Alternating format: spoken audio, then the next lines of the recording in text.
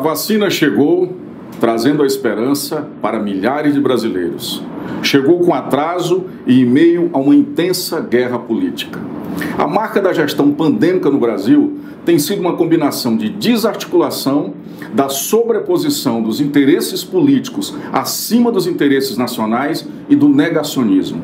Todos esses fatores têm impedido e retardado aí a realização de um plano nacional de imunização.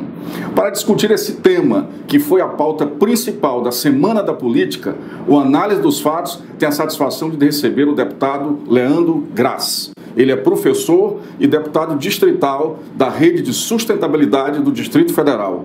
Muito obrigado, deputado, pela sua participação no Análise dos Fatos. Eu que agradeço, muito honra estar aqui, conversando com você e podendo interagir com o pessoal que acompanha o canal. Tema importante, é o tema do país, é a nossa urgência máxima, é a nossa necessidade e é preciso informação. Então hoje vocês cumprem uma missão importante para a gente poder elucidar algumas coisas, as pessoas entenderem. Tem muita desinformação, como você bem colocou, tem muito negacionismo em relação ao que é a vacina, a importância dela, como já havia antes em relação aos testes e todo o tratamento da pandemia. Portanto, espero que as pessoas possam compartilhar esse nosso diálogo de hoje para que mais e mais gente tenha acesso a essas informações. Vamos ao debate.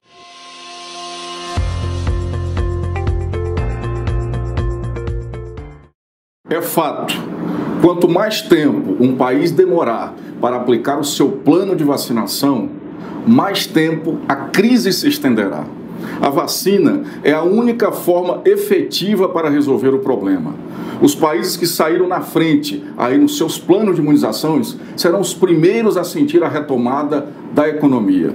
Deputado, em tempos normais de temperatura e pressão, era de se esperar aí uma união nacional, sob a liderança do governo federal, com estados e municípios, para criar um plano de enfrentamento da pandemia. Por que isso não ocorreu?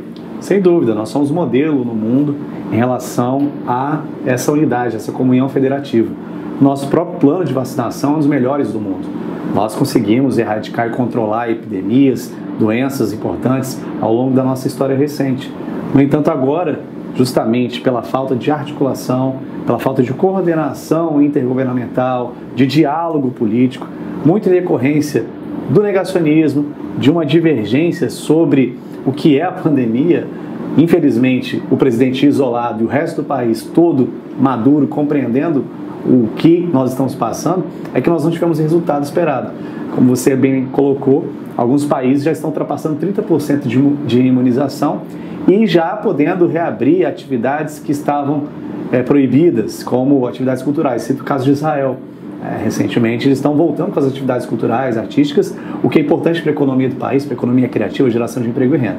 Nossa economia continua em frangalhos, continua precarizada justamente pela falta de seriedade, pela falta de competência e uma gestão técnica baseada em evidências em relação a essa pandemia, principalmente por parte do governo federal. Nós tivemos aí municípios e estados que levaram a cabo aquilo que já estava comprovado que era o que deveria ser feito, medidas de isolamento, controle sanitário, medidas de testagem em massa. O governo federal não. Infelizmente, o presidente, desde março, continua insistindo em negar a pandemia, menosprezá-la e, por consequência, menosprezar a vida dos brasileiros, subestimar a gravidade do que nós estamos passando. Deputado, do meu ponto de vista, a pandemia pegou o presidente aí de surpresa. Ele já estava com o olhar aí para a reeleição e ali num dado momento ele percebeu que a queda da economia poderia dificultar aí o seu processo, o seu planejamento político.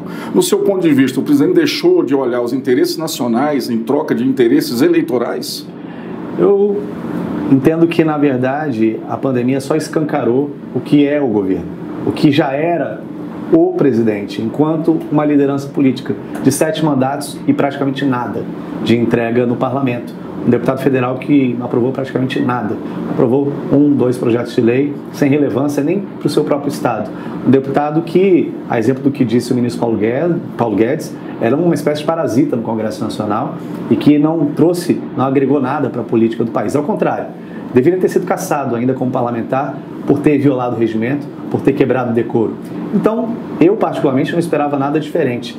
que a pandemia fez foi mostrar a verdadeira face de um governo que não tem nada de técnico, como sempre disse ter, um governo que montou uma série de quadros, de ministérios, a partir de pessoas altamente incompetentes, com o tal viés ideológico que o Bolsonaro sempre negou, disse que faria um governo sem viés ideológico. Nós vimos aí ministro da Educação, ministro do Meio Ambiente, todos com uma linha meramente ideológica, sem técnica, sem base de evidências nas suas decisões de gestão.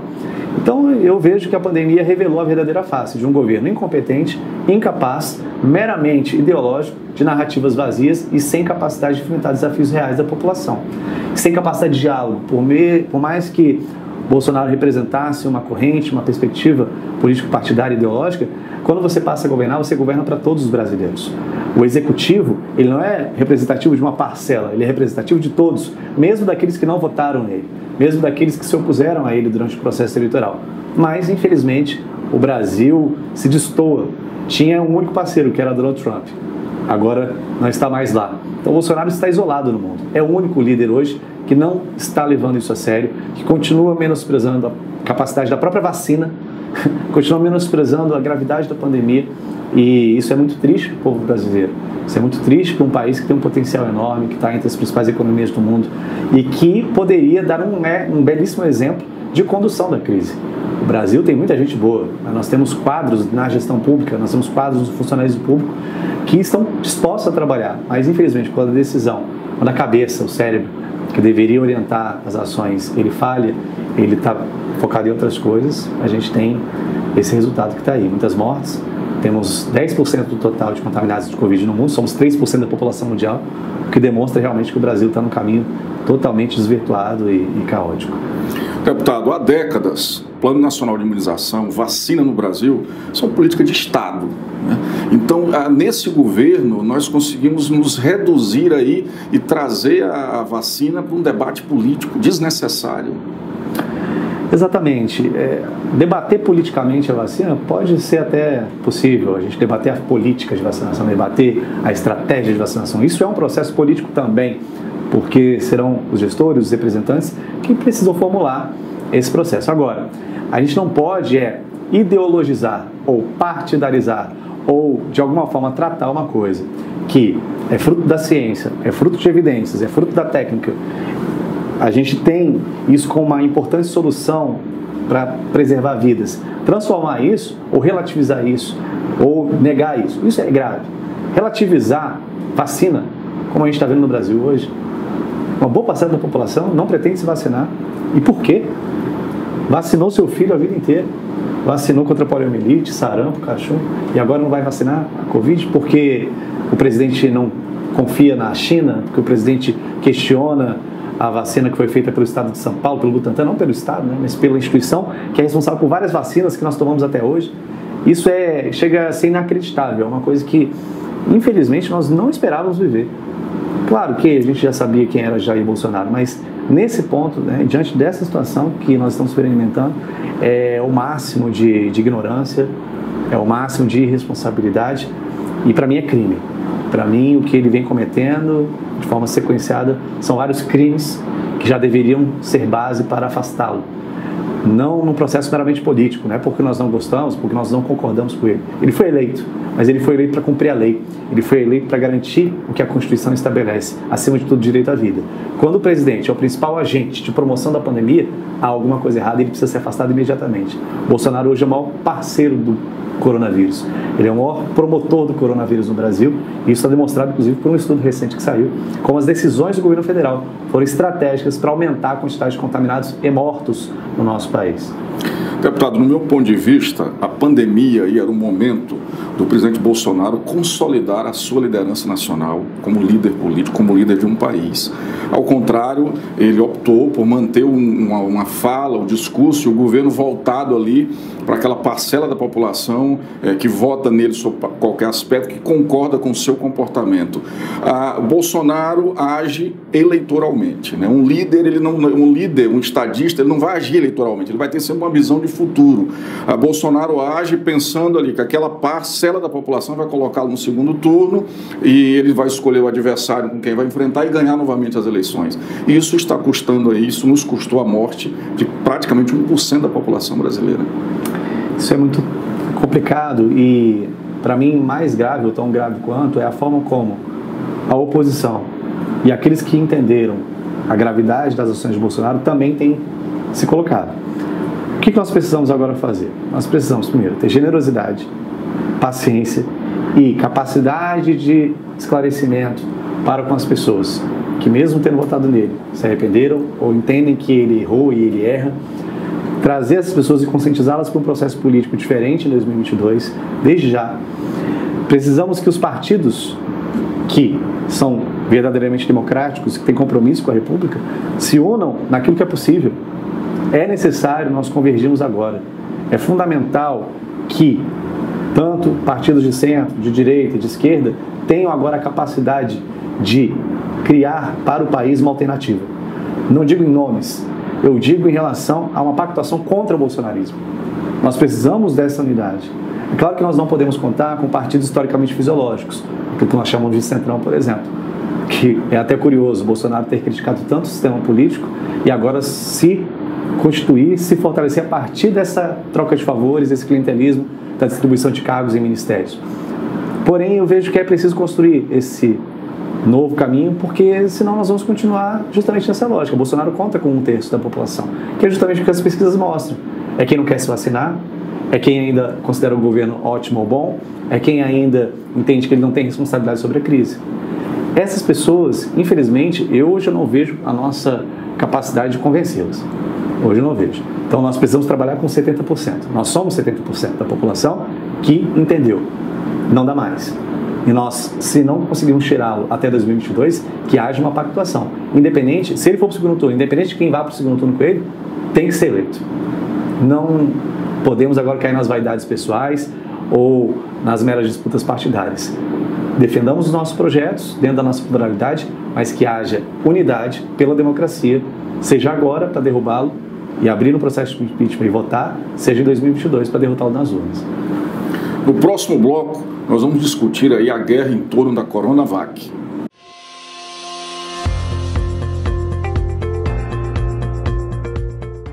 O Análise dos Fatos tem a satisfação de receber o deputado distrital Leandro Graz. Deputado, respeitar a vacina é uma questão de responsabilidade social.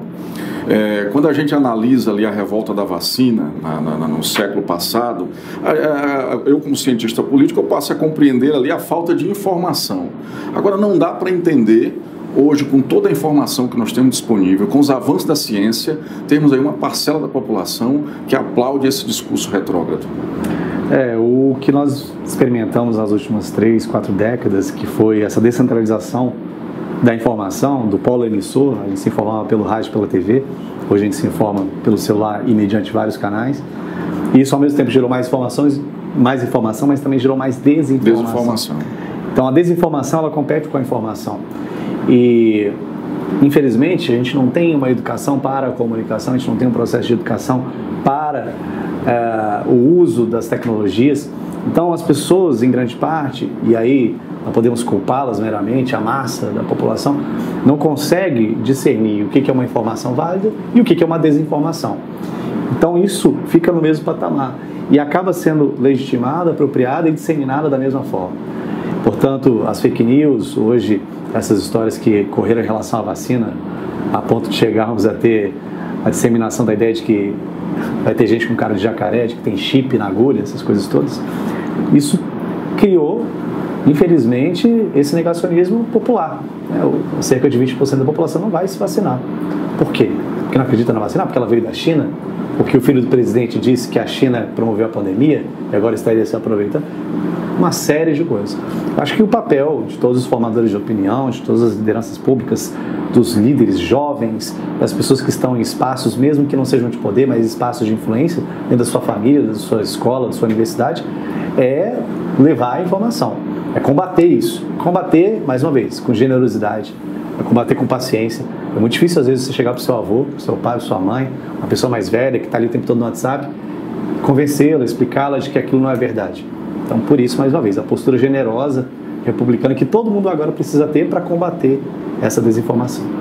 Do seu ponto de vista, o predomínio da desinformação em relação à informação, o ataque à imprensa pelas lideranças políticas e esse discurso negacionista nascido ali, nos que hoje lideram o país, é o resultado aí de parte da população brasileira, desses 28%, 29% estarem aí aplaudindo esse discurso? Eu creio que tem a ver com isso, mas para mim o exemplo ainda é muito importante. Quando as lideranças, quando aqueles que deveriam expor e se comprometer com essa verdade, que a vacina é uma verdade, ela é um fato que nós temos, não o fazem, então legitima, alimenta que esses 25% mais ou menos persistam nessa conduta. Então, nós temos observado que essa ala da população, essa parcela, ela está alinhada profundamente com o presidente. Se o presidente tiver uma guinada e disser, não, gente, a vacina é importante, vamos fazer o plano, eu tenho certeza que essa parcela vai junto. Ela não vai questionar o presidente. Esse exemplo a gente viu aí, essa parcela aplaudia aí todo o movimento da Lava Jato. No momento em que o Moro briga com o governo, essa parcela passou a desaprovar o Moro que eles aprovavam. A gente viu esses movimentos também aí em relação ao Ministério Público, todas essas situações. Aí o discurso muda, é mais ou menos isso, né? Exatamente, criou-se um vínculo muito personalista. Muito se falou de fascismo nesses últimos meses, nesse último ano, de que o presidente teria uma postura fascista e até creio que em alguns casos houve uma banalização do termo fascismo. Mas é típico dos fascismos pelo mundo inteiro, dos governos e das expressões fascistas, esse apego que chega a ser um apego quase de relação de crença, é uma fé, é uma espécie de messianismo.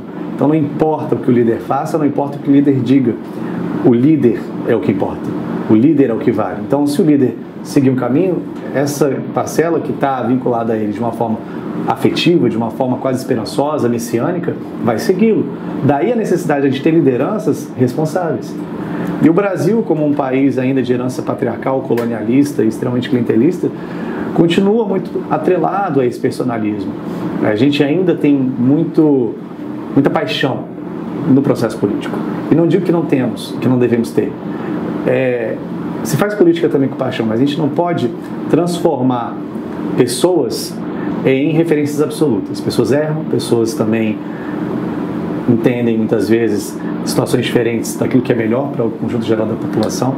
Portanto, eu vejo que é isso que se criou no Brasil. É um movimento, é uma tendência que é muito semelhante ao que nós já tivemos em outras experiências mundiais, no nazismo, no fascismo italiano, que a gente teve recentemente nos Estados Unidos, com o Trump, que a gente teve na Hungria e outros lugares. É preciso trabalharmos juntos, como você me colocou, criar essa frente, a gente precisa ter uma certa convergência e uma pactuação pela democracia para evitar que isso se perpetue. Deputado, narrativas são construídas aí para favorecer o líder, no caso. Essa narrativa contra a China, né, de acusar que a China que criou o vírus e depois que a vacina da China não seria uma vacina eficaz, uma crítica imensa. E de repente agora essa narrativa mudou, né? Quando a população passou a condenar esses atos, como você fala, 70% a maioria da população, a narrativa mudou. Então, no meu ponto de vista, a China atrasou a enviar os insumos em razão de uma crise política gerada por lideranças nacionais, por quem está no poder, pelo presidente, por seu ministro de Relações Exteriores. Eles atrasaram ali a construção desse Plano Nacional de Imunização, eles procuraram atrapalhar o governador de São Paulo, que foi quem se levantou e criou o plano, e ao mesmo tempo esse discurso contra a China criou aí um embate antidiplomático. A China respondeu com atraso. Aí, de repente, agora conseguiram reverter a situação num processo que envolveu até o ex-presidente Michel Temer, e o presidente traz para si a narrativa de que desde o início ele estava construindo esse diálogo com a China, o que não é verdade, né? Em poucos momentos a cooperação internacional foi tão importante na história. É hora, e temos visto isso acontecer em relação a vários países, é hora de unir forças. A gente pactou isso lá em 2015 até nos ODS. É importante que os países compartilhem suas informações, que os países compartilhem seus conhecimentos, que eles trabalhem juntos em torno de causas. E a pandemia nos impulsionou a isso. Hoje, como eu disse no começo, o presidente Jair Bolsonaro está isolado no contexto global, definitivamente isolado. Ele não tem mais nenhum parceiro. E o nosso ministro das Relações Internacionais, das Relações Exteriores, ele cumpre justamente uma agenda antidiplomática. cria falsas notícias, cria discurso, com a ajuda inclusive da família do presidente, de apoiadores, essa chamada ala ideológica do governo, que é até curioso o termo, temos uma ala ideológica, ou seja, uma ala que não serve para nada, ela não contribui nada para o país, ela só atrapalha o país. E nesse momento era hora do diálogo com a China, com todos os países parceiros que pudessem nos ajudar, desde a América Latina, nossos vizinhos Uruguai, Argentina, Chile, como conseguiram avançar no processo de testagem, de controle da pandemia, de vacinação, principalmente agora. E a gente, mais uma vez, um país desse tamanho, com a capacidade que tem, com duas instituições de vanguarda, Butantan e Fiocruz, podem ainda ser exportadoras de vacina. A Fiocruz tem um potencial, tem um planejamento para 2021 de produção de mais de 100 milhões de doses. Nós tivemos uma audiência recente com o Dr. Maurício da Fiocruz e hoje, inclusive, nós temos uma com o pessoal lá do Butantan. Nós temos potencial de produção de vacina. O Brasil era para estar na linha de frente da condução da pandemia no mundo. E não precisa ser ninguém extraordinário para fazer isso. Não precisa ser ninguém de outro planeta, basta seriedade. Basta contar com o nosso quadro técnico. Nós temos quantos sanitaristas, quantos cientistas, quantas pessoas extremamente competentes para ajudar nessa formulação, mas infelizmente nós somos atrapalhados pelo que está aí. Então, não é um discurso meramente político, não é um discurso meramente partidário. Quando nós dizemos que Bolsonaro é o nosso maior obstáculo para lidar com a pandemia, é a verdade, são os fatos, são as decisões que dizem isso.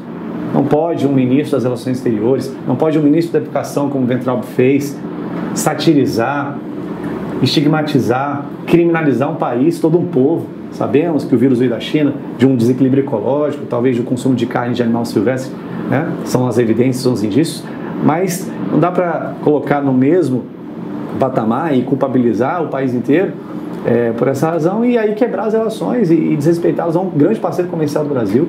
Compra commodity nossa, e não precisa da commodity brasileira não, pode buscar em outros lugares do mundo, mas tem relações comerciais conosco, é importante para a nossa economia, e aí estamos diante desse quadro. Hoje tentaram amenizar um pouco, voltaram atrás no tom. E mudando a narrativa. Mudando a narrativa, mas as sequelas ficam, né? As marcas ficam e prejudicam muito a nossa sociedade. O governador João Dória, diferente aí da condução nacional, ele se levantou e criou um plano nacional de imunização, inclusive porque o plano de São Paulo virou nacional. Ele dividiu isso com os governadores, com prefeitos, e o presidente, com ciúme, passou a atacá-lo. Ontem eu discutia com um cientista político amigo, ele dizia, olha, em política os interesses podem ser até políticos, mas se esses interesses políticos beneficiam a maioria, eles são interesses saudáveis. O que não é saudável é você ir contra a população. Claro, o governador de São Paulo, a exemplo de outros governadores, tem sido muito responsável, pelo menos na minha avaliação, na condução da pandemia. Claro que suas características pessoais, políticas e partidárias não vão se dissociar da sua condição de gestão. Então, os resultados de gestão que ele vem a obter e que ele está obtendo têm, óbvio, impacto no processo político eleitoral. E o presidente da República não conseguiu separar as coisas, como você colocou no início. Ele viu ali, na boa condução da crise do governo de São Paulo, uma ameaça eleitoral. E, mais uma vez, a falta de espírito republicano. Esse é o momento de você reunir todos os governadores, de você perceber as necessidades particulares de cada estado, de cada território, articular ações conjuntas, formar comitês. A gente está vendo aí consórcios de vacinação no Brasil, alguns estados estão se juntando. Até uma observação nossa em relação ao governador Ibanez. O governador Ibanez não moveu uma palha para se associar, para se juntar com o governo de Goiás, Tocantins, de Mato Grosso do Sul, para que nós possamos ter uma ação conjunta dos estados do Centro-Oeste no enfrentamento da pandemia.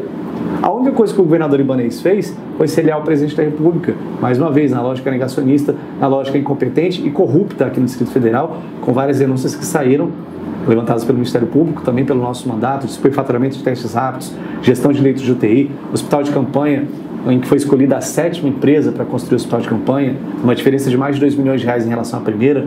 Então, além de incompetente e negacionista, é também corrupto, tanto na questão do mau uso do dinheiro público, como também na corrupção das prioridades. Nós estamos há quase um ano com as escolas públicas fechadas, com o governo sem sequer fazer um planejamento com os professores, um prejuízo pedagógico sem precedentes na nossa história.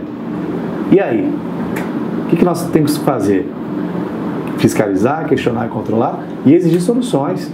A população tem que vir junto conosco. Infelizmente, Hoje, aqui na Câmara Legislativa do Distrito Federal, nós somos minoria. O governador tem uma base aliada bem composta, robusta, com base em trocas de favores e cargos do governo.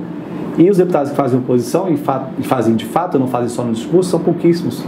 Nós precisamos que a população venha conosco, nós precisamos do apoio das pessoas nessa cobrança, nessa pressão popular. Não podemos ir para as ruas, né? Tivemos uma carreata nesse final de semana, mas criar estratégias para aumentar essa pressão social e principalmente cobrar de quem pode tomar decisões, como o presidente da Câmara. Rodrigo Maia não teve coragem de abrir o processo de impeachment. Baleia Rossi ou Lira, acho muito improvável que Lira assuma essa responsabilidade, mas nós temos que continuar pressionando. A mesma coisa da Câmara Legislativa, investigar os malfeitos do governo ibanês, investigar o secretário de saúde que foi preso e que até agora não deu esclarecimento qualquer sobre os crimes em que ele foi denunciado.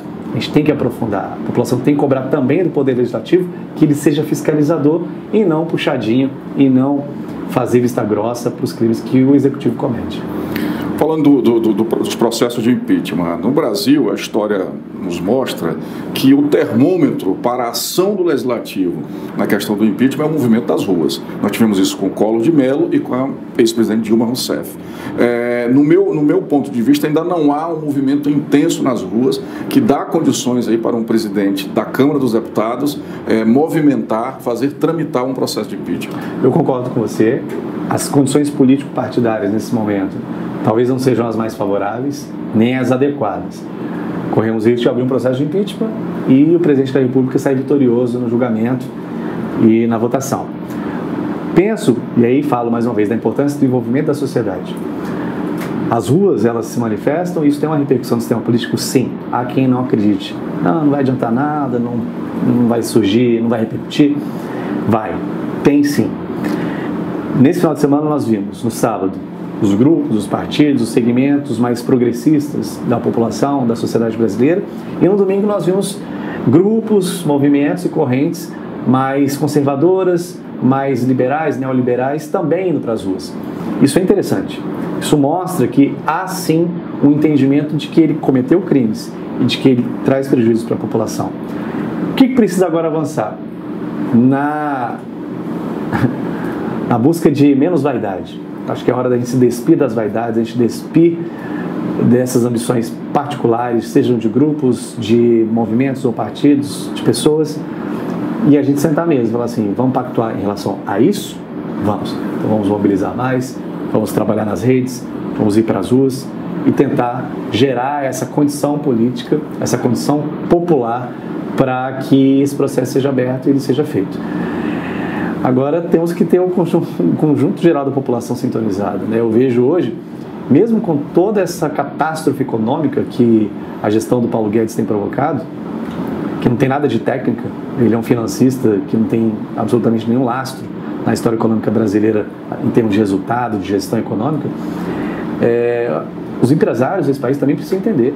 Nós estamos tendo aí prejuízo atrás de prejuízo e fazer também uma pactuação dentro do setor produtivo. O setor produtivo está sofrendo muito por causa dessa condução. E a gente está vendo os países conseguirem recuperar economicamente, se recuperar economicamente com apoio também do setor produtivo.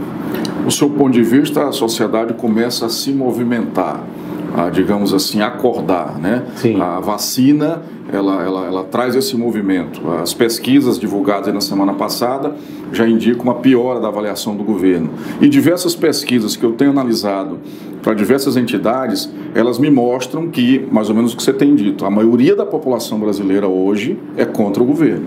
Temos dois fatores, temos a vacina e temos o auxílio emergencial, que se não for renovado, entendo que a popularidade do presidente não tem mais condições de voltar a crescer. Foi o que a gente viu no meio do ano, em relação ao auxílio emergencial, e agora soma-se a vacina. Então acho que são dois fatores importantes para impactar ou não a popularidade do Jair Bolsonaro. Bom, vamos acompanhar. Eu acho que as forças políticas têm que conversar mais, as lideranças têm que conversar mais, os partidos têm que conversar mais. De novo, bato na tecla, principalmente no campo progressista, as vaidades ainda prevalecem, os personalismos ainda prevalecem, e a gente precisa realmente sentar à mesa e avançar, né? 2022 está aí, a gente precisa apresentar uma alternativa para o país, uma alternativa que seja minimamente democrática e que apresente soluções para os nossos desafios reais.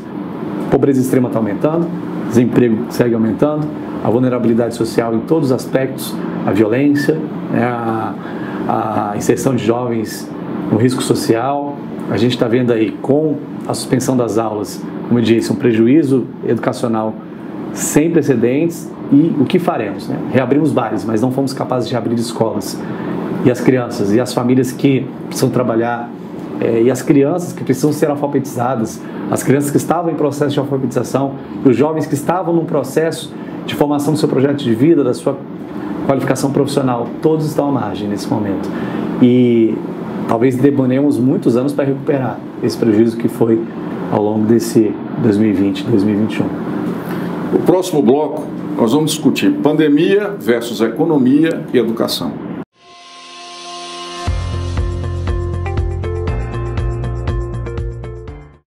Deputado, o saldo pós-pandemia vai ser um saldo trágico na educação, principalmente dos mais pobres, que a escola pública está fechada. Na economia, nós vamos ter aí um aumento, como você já falou, da pobreza extrema. Nós vamos ter um aumento, aí hoje já são mais de 14 milhões de desempregados. E todos esses problemas, do meu ponto de vista, ele vai exigir aí uma liderança à altura para resolver esses problemas. Só em 2022? Eu, particularmente, entendo que nós precisamos, nesse momento, de pactuações, a gente precisa de convergências. Não acredito em salvador da pátria, não acredito que um presidente da República, seja lá quem for, ou uma mulher, um homem eleito em 2022, vai conseguir resolver essa crise sozinho. Nós temos hoje no Brasil, primeiro, um setor produtivo formado em grande parte por microempresários e pequenos empresários que estão absolutamente fragilizados, que esbarram ainda numa burocracia absurda, que esbarram numa tributação absolutamente desproporcional.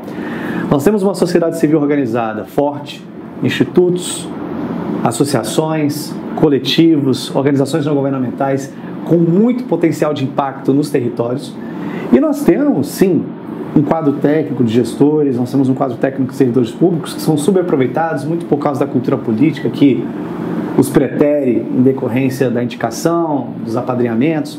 Então, entendo que nesse momento, seja para os municípios, como aconteceu em 2020, precisa acontecer de novo em 2024, mas principalmente para os estados e para o governo federal, nós precisamos de pactuação desses três setores. Então, o setor público, trabalhar numa agenda política que realmente combata a desigualdade, reduza a desigualdade, combata a pobreza extrema de forma rápida e eficaz. A gente precisa de uma reforma tributária urgente no Brasil, e não de uma reforma tributária qualquer, simplesmente que unifique impostos, simplesmente que facilite ou desburocratize, mas uma reforma tributária que promova justiça tributária. O Brasil é um país absolutamente injusto do ponto de vista tributário. Isso, para mim, é central, estratégico, deve ser a agenda prioritária do Congresso. Para mim, reforma administrativa é secundária, reforma tributária é primordial. E digo de novo, não qualquer uma, mas que ataque os privilégios tributários, que ataque hoje os rendimentos não tributáveis e que aumente as desigualdades, que criam privilégios, principalmente para a elite do país, 1%, que continua enriquecendo, mesmo na crise. Esse grupo que se enriquece às custas do sistema financeiro, à custa do patrimônio, precisa dar sua contribuição urgentemente, como acontece nos Estados Unidos, como acontece no Japão, como acontece em vários países. A sociedade civil organizada é subaproveitada. Hoje o Estado não vai dar conta de tudo. As políticas públicas não precisam ser feitas única e exclusivamente por servidores públicos. Está aí a Mirosca, o marco regulatório das organizações da sociedade civil, tem que ser intensificado, termos de fomento, botar essa turma toda para trabalhar em parceria com o Estado, com controle social e transparência, para que não haja dúvidas sobre o que está sendo feito. E o setor privado, especialmente pequenos e microempresários, precisam ser fortalecidos. A gente precisa dinamizar a nossa economia. Não dá para o país ficar dependente de commodities, não dá para o país ficar dependente do setor primário da economia. A gente precisa diversificar isso. Economia de serviços, economia tecnológica, economia criativa. Brasília é um bom exemplo de como a gente tem terreno fértil para diversificar.